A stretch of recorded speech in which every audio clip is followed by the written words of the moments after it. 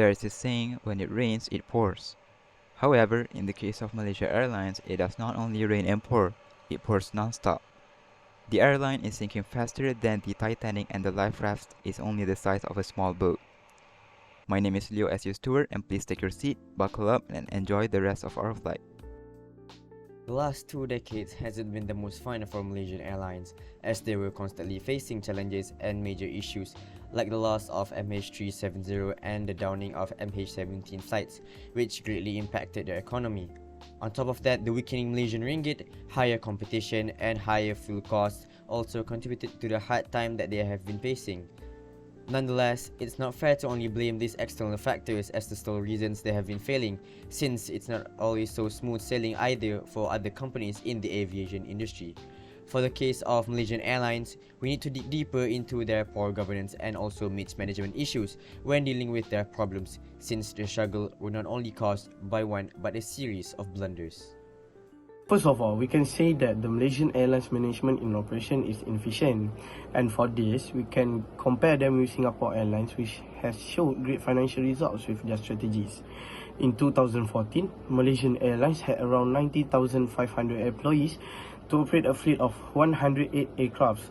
However, Singapore Airlines was only utilizing around 5,000 fewer staffs to operate only 103 aircrafts. Also, in that year, the Ministry of Transport allowed pilots to fly up to 1,000 hours in certain circumstances. However, MAS did not make good use of this policy since they only had their pilots fly a maximum of around 800 hours. This bad management decision by MAS has led them to a bigger problem since more people are needed to complete the same task. Unlike Singapore Airlines, the use of more economic resources also resulted in MAS requiring a higher operational cost. What we can conclude is that Singapore Airlines use their manpower and resources more effectively since fewer people are required to complete the same activities, which is a strategy that MAS could have also utilized during that time. The second problem can also be blamed to the management team.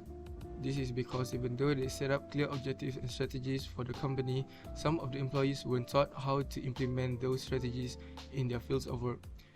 This leads to poor employees' performance and eventually a high turnover rate. In fact, the inefficiency of employee was the major factor which caused the 1.3 billion ringgit loss in 2005.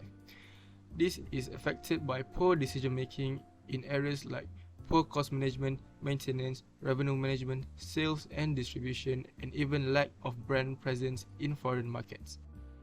Lastly, during the 5-year period from 2014 to 2019, where Khazanah invested funds in efforts to support Malaysian Airlines turnaround plan, the financial management was not revolutionized as they were still using ineffective and poor pricing strategy.